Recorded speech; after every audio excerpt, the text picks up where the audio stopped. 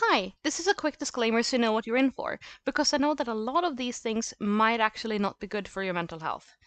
If you decide to click off this video after this disclaimer, I completely understand. I'm happy that you wanted to watch it, but if you aren't in a position where you can handle such heavy topics, then please do take your mental health first. Whether you decide to come back later to watch it or not at all, I really do appreciate the interest and I hope that you have a good rest of your day. This video, while not showing any images, contains descriptions and retellings of severe harassment, where we were told to do horrible things to ourselves, as well as highly graphic images and videos of harm to others that I have come across during my time as a mod. If this is too much for you, I completely understand, and you're in the right to click off if you feel you need to. I have other videos on my channel if you want to see those, and I will even leave some cute animal videos down in the description if you want them. Regardless if you decide to stay or not, thank you so much for clicking the video to begin with, and please do take care. Now, on with the rest of the video. Shina, hey, and thank you for tuning in. I'm Little Satyr, and I will be the voice in your ear during your stay. So, I mentioned in a video quite a while back that I was a leader in an Amino community. The furry Amino community, to be more exact. And as somebody who's actively used the app and helped run a huge part of it, people have asked me if I would ever recommend Amino to anybody, or if I feel it's a good platform for artists, or even for people who do business, etc.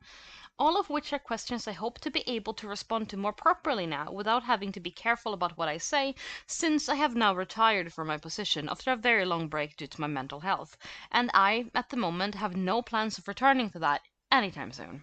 And that is also why I feel like this is an okay time to make a video talking about my experience as a leader in one of the biggest Amino communities. But before I get into it, I do have a few things that I want to say. First off, despite what I might say, I will not be tolerating any attacks of former or current staff down in the comment section. Trash the app all you want, but please don't direct any of that towards the staff.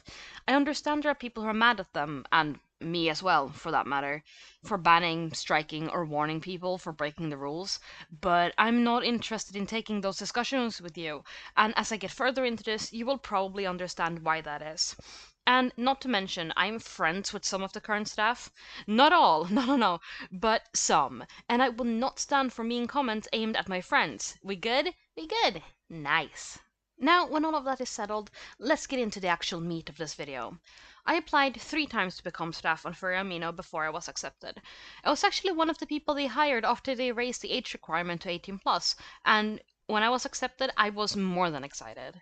I was at my boyfriend's place at the time, and let me tell you, he was a bit iffy from the get-go, but gradually it got worse. Don't worry, I'll get there. At first, I was so scared of meeting everybody. My social anxiety was way worse back then, but it didn't take long before I realized that the vast majority of the people on the team were just silly goofballs who were super easy to get along with. And I'm actually still friends with a nice chunk of the staff that came and went during my time on the team. And I do have plans to meet up with at least one of them once traveling is safe again. So, as far as the company went, I have zero complaints. Sure, we got a few problematic people here and there, some situations that were less than great within the team that needed to be handled, but due to privacy reasons and respect, I will not be sharing that information. However, if you found out elsewhere, you more than certainly remember this. The first few days were still quite fine, though. It took a while to get used to it, and I was still a bit wary of people getting mad at me, but I felt I was doing okay, and I was so eager to help the community that I have grown to love so much. Then came the day that set the bar for what I could potentially run into, and this is one of the reasons to why I wholeheartedly believe that the 18 plus requirement should stay. I got a message from a user that told me that they needed help in a public chat because it had been overtaken by trolls who were now spamming unpleasant images. I didn't even think twice. I went over to the chat to clean up the situation. Since I was a curator and not a leader, I knew I wasn't able to ban the trolls, but the plan was to go there, kick them out of the chat, screenshot the images, and pass it all on to a leader before deleting them from the chat so they could be banned. But nothing could have prepared me for what had been sent in the chat. All of the images were gore photos. Not FX makeup, no screen caps from movies, straight up real life photos of dead and mutilated bodies. There were gifs and photos from public executions, beheadings, shootings, mutilation, and more.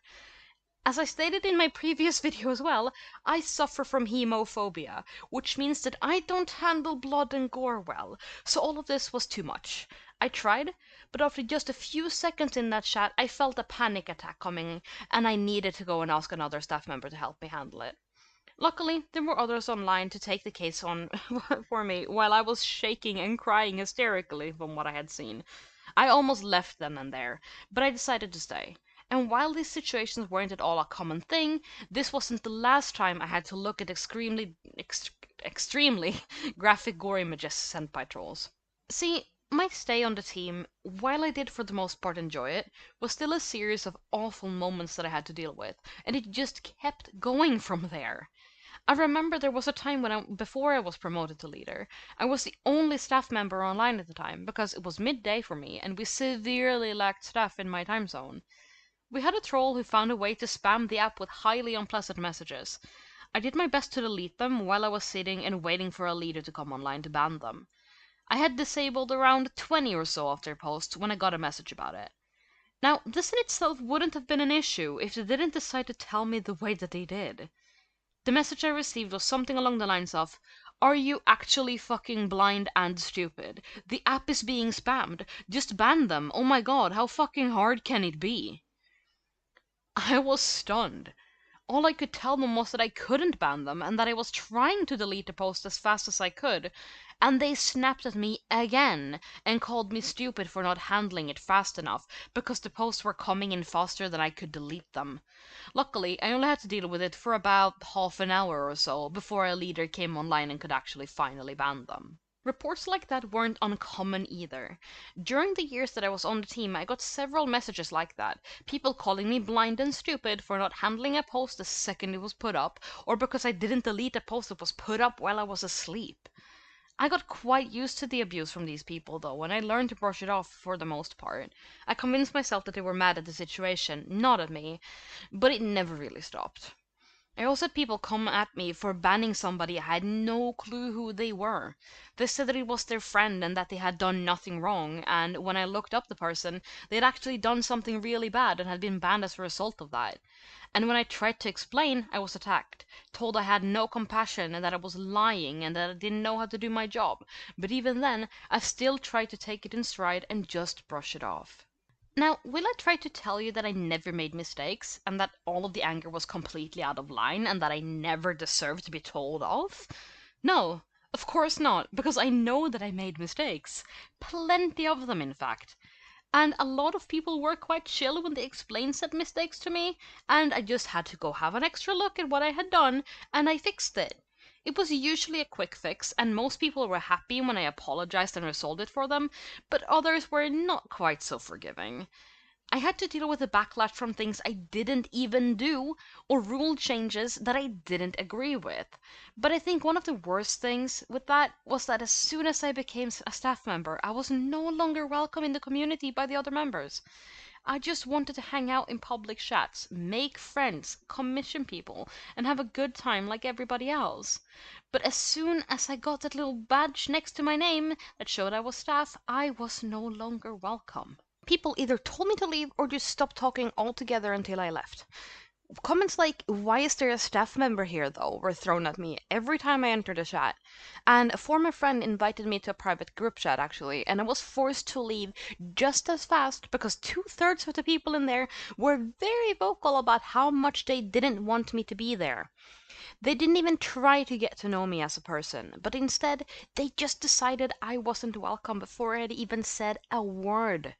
And when I explained I was just there to hang out, they said it didn't matter and that they would leave if I didn't. But despite all of that, when I was promoted to a leader, I was so proud and excited about it. I felt like I had accomplished something huge. And I was now more determined than ever to keep helping the community when I had more tools to do so. But while it made my job easier, I was now a much more preferred target for harassment from the community. I was a leader, one of the main staff members. Therefore, all changes and things that the community didn't like had to be my fault, right? At least, that's what people decided. We made changes as a group. And if it was a change I wasn't fond of, I would fight tooth and nail to do my best to make sure that change didn't go through. I prevented several horrid changes by doing that. But every now and again I was outnumbered and the change went through anyway. Or I simply missed a staff meeting and I had to try to change it after the fact. Sometimes I succeeded, other times I did not. But I am very happy about the fact that I did prevent one of the biggest mistakes they could possibly have made simply because I stood my ground. But hey, I'm not here to try to praise myself and my attempts at trying to keep the community afloat, because I did in fact make some serious mistakes. I accidentally banned a real user instead of the impersonator because I read the message explaining the situation wrong, but as soon as I realized, which was only a couple of seconds, I unbanned them. And once I accidentally handed out a strike to the wrong user, but I did what I could to fix that as well, by letting them on an alt account until the strike ended and marked the strike as faulty in their mod history, as well as writing a long apology for my mistakes. Those are just two of the mistakes that I made. Considering I was on the team from 2017 to 2020, I had plenty of time to fuck up. But mistakes aside, there were situations where a mistake actually wasn't made, but it was a completely justified ban or strike, which I didn't have a hand in handling at all, which people used as a reason to attack me still. There were quite a few of those where extreme harassment was thrown at the whole team, and this is where things started to get really, really bad. Messages and posts telling us how useless we were, that we didn't deserve to run the community, that we didn't even deserve to have an online presence, and that we didn't deserve to live. We were treated like less than human because we banned somebody for selling traced artwork, and who, instead of trying to reason with us, admitting to their fault, and explaining why we were wrong, they went on a harassment campaign where all of their fans came at us with pitchforks raised. And while this situation in particular was really bad, it was not an isolated incident. And this wasn't the first time we received death threats either. I gave someone a strike for severe harassment, and they then resorted to aiming that harassment towards me, telling me that I was awful and that I deserved to go end my own life because I was just that bad of a person. People told me they hoped I'd get some kind of terminal illness that would kill me, because I told them that they couldn't use someone else's artwork to represent their persona. I asked someone not to post gore, and they wrote a long call-out post about me, calling me childish and pathetic, and allowed people to continue to bash me in the comment section, and even encouraged people to do so. And when it says in our rules, clear as day, that we don't allow that kind of artwork. I banned somebody for posting not safe for work content once. Then I was called an immature child who should get off the internet and die if I can't handle it, and that I shouldn't base my actions on my own personal opinion. And they had it in their mind that I only disabled it because I personally didn't like not safe for work content, and that somehow any other staff member would have been cool with it. When once again it was written quite clearly in our rules that not safe for work content wasn't allowed. The irony behind this, though, is the fact that out of everyone who was on the team at the time, I was the one person who was the last one who would be personally offended by not safe for work content, since I sometimes draw it myself, and because I follow a lot of not safe for work artists on various platforms. But I digress. People had a tendency to write long posts about how much we sucked, how horrible we were, and every time we made some minor rule change or clarified a rule that we had always had in place, they took that as a sign that they were now allowed to be insanely toxic and tell us to fuck off, get hurt, etc. To say that we were under a lot of stress for an unpaid job is an understatement. And I haven't even mentioned our ongoing battle with Team Amino yet, because of course we had issues with the developers of the app too, not just the community being toxic. Just allow me a moment to elaborate on that. Since we were running one of the biggest communities on the app, Team Amino decided that they would quote unquote help out with it by putting in their bots to partially run it for us. In theory, that sounds great, right? A lot of big sites uses bots to lessen the workload. And in a lot of cases, it works fine. But in some, yeah, not so much. That was the case for Team Amino. So, what did their bots do, more exactly? Well, as other bots on social media, they scan through posts and messages to find things that break the rules. They will then take action against the violating content, and in theory, lessen the workload for the staff members. That doesn't sound too bad, right? Again, in theory, it's great. But what we quickly found out is that these bots don't always know what they're doing. Team Amino stated that 50% nudity is allowed as long as it's artistic in nature. People use this argument against us time and time again when we disable their not safe for work content. But what these people didn't know is that Team Amino's bots don't operate under that rule either. Meaning that if you post a boob, those bots will find said boob and hand you a warning at best, a ban at worst. It's highly inconsistent. I posted an art piece that wasn't sexual at all. I'll put the picture on screen for you now for reference.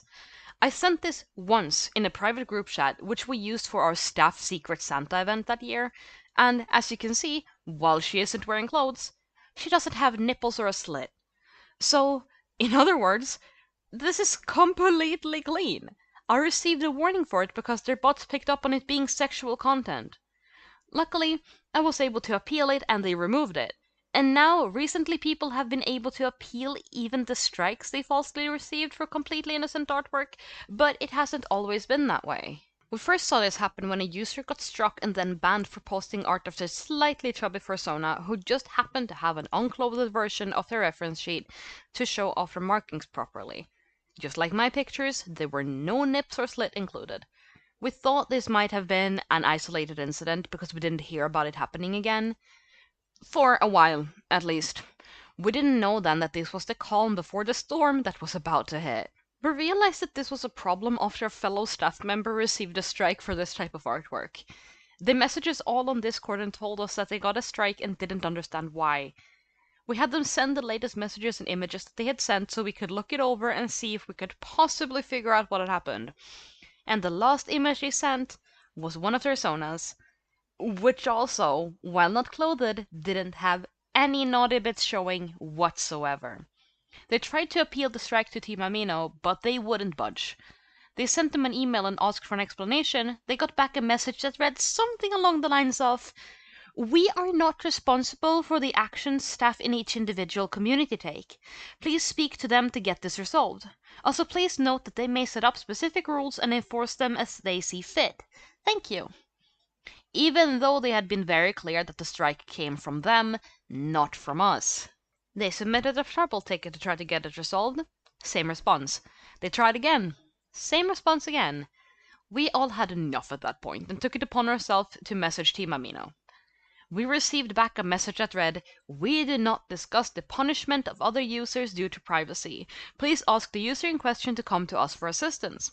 I replied back saying that they were told to come talk to us when the punishment was handed out by them, not us.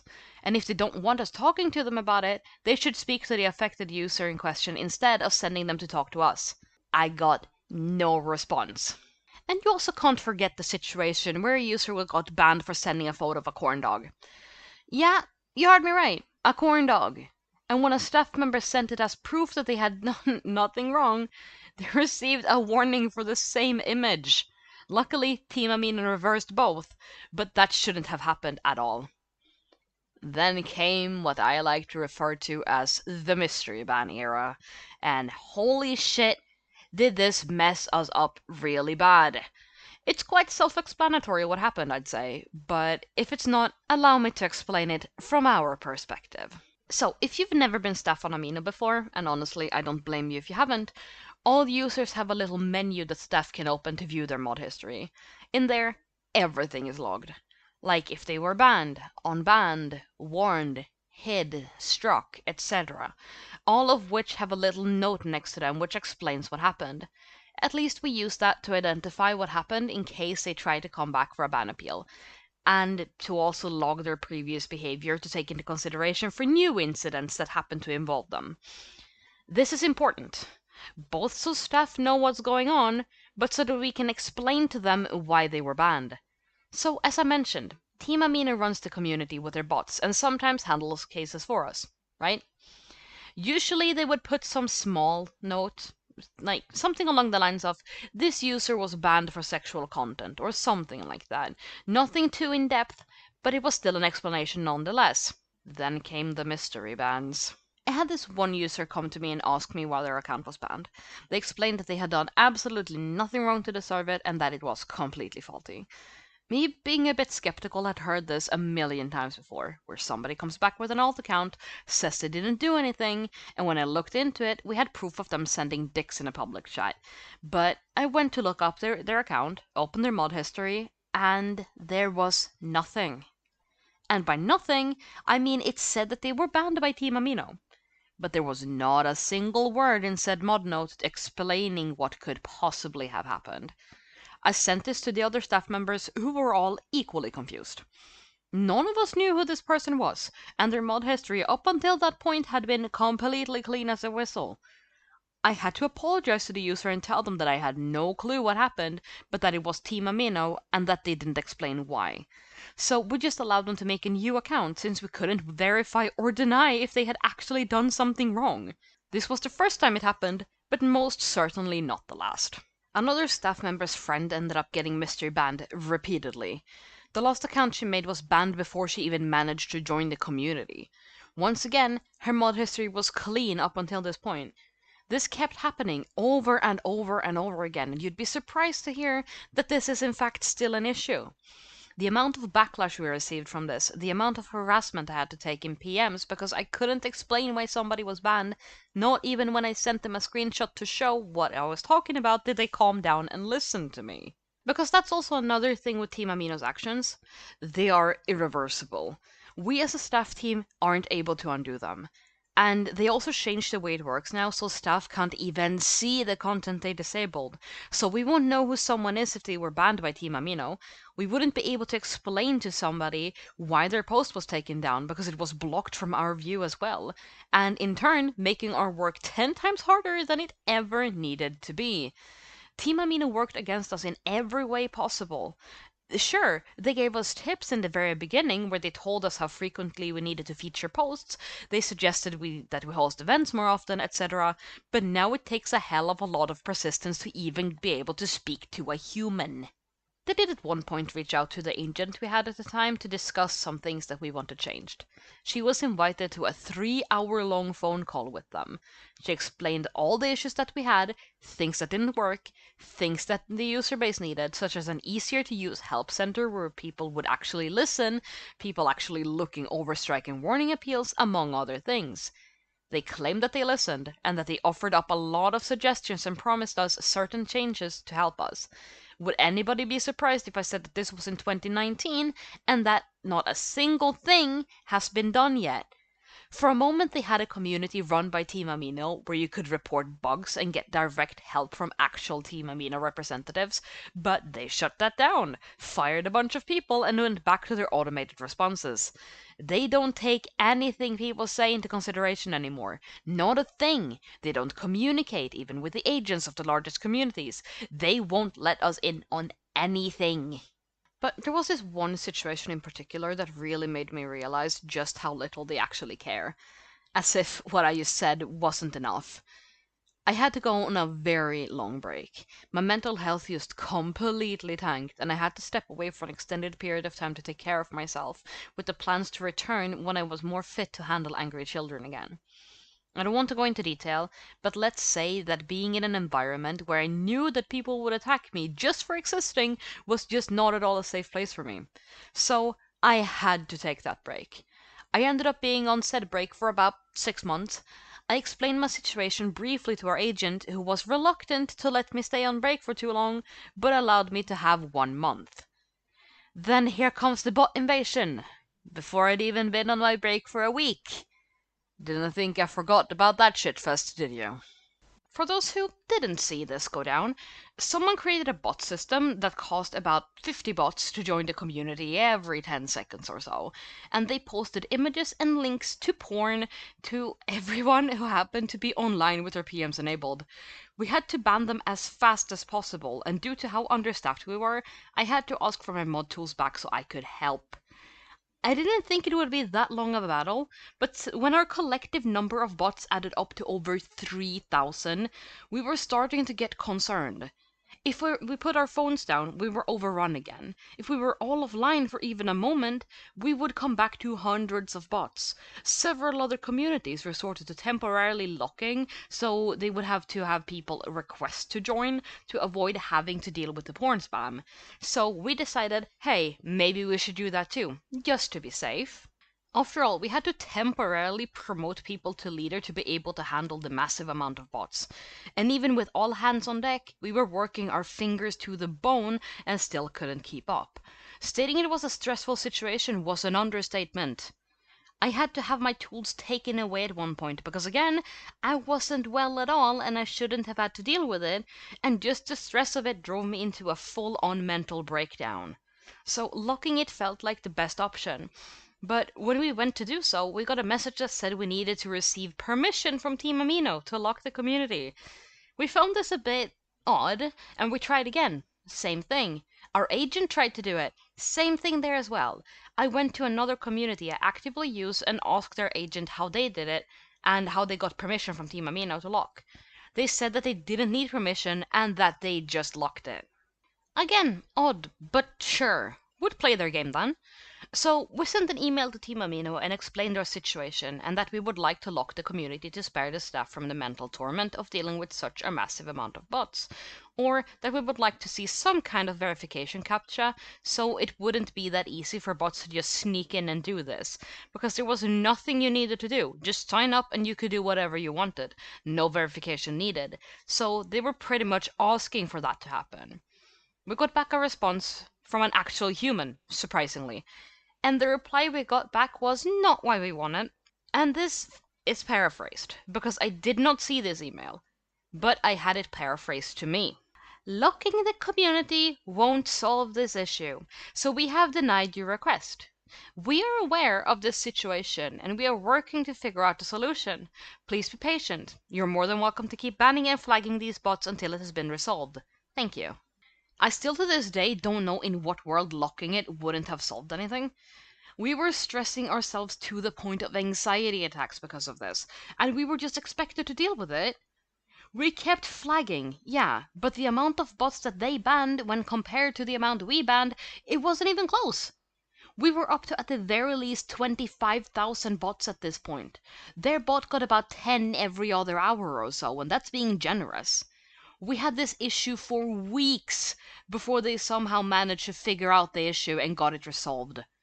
The 1 month that I had been promised as a break was spent defending the app from bots, and I was mentally exhausted when it was finally resolved, and I was already not doing well. We went through an agent change shortly after that, and I was allowed to stay on my break for longer because they understood how badly I needed it and how much I just needed to not be involved with the community for a while. It was during those 6 months I spent on break that made me realize just how poor my mental health had gotten. My boyfriend was practically begging me to retire at this point because of how exhausted and stressed I always was, for a completely unpaid position at that. And after a while I realized where he was coming from and why he was so worried about it. It took very little to make me upset. The smallest thing made me stressed because even though I was supposed to be on break, I couldn't keep myself from trying to help out the community by bringing forth ideas, helping to look over evidence, find evidence in more stressful cases, etc. We had several huge incidents that led to even more death threats and harassment during my time off, and it made me realize just how volatile the whole community was. The smallest ripple to disturb the peace turned into a harassment campaign with us as the target. I've seen people get threats on other social media. One very persistent thief in particular threatened a former curator's life on their personal Facebook page, which I have no clue how they found. All of this just added up to be the most toxic pile of anger I think I've ever come across. Now, not going to say that all Amino communities are that way. I'm actually active in a much smaller one and I feel quite at home there. I've yet to have a single person attack me on there. But with such large communities, mostly made up of people from 13 to 16 years old, it's going to get real messy real fast. So, to answer your questions, would I at any point recommend Amino to anybody? Would I recommend that anyone use it for business? Or even use it as a social media platform to find friends? The short answer is no, absolutely not. You'd be better off using Instagram or even DeviantArt.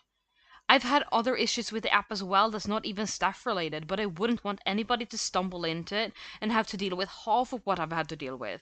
The app is garbage. The majority of the people are children that don't know how to behave in a furnished room. And another question, would I ever return to staff? No, absolutely not. I thought I would regret leaving, but as it stands now, I couldn't be happier that I left. Because let me tell you, I don't need people to attack me, tell me to kill myself, tell me that I'm useless and worthless for simply trying to do my job, and that I'm not even paid to do, so that they will have a safe place to play. No, it's not worth it. I deserve better, and if I can cut out one huge part of my mental health dip trigger, then I'm more than happy to do so. Well, with all of that said, I don't think I have anything else to say on the matter. I hope that answered some questions and put things into perspective for those who were curious.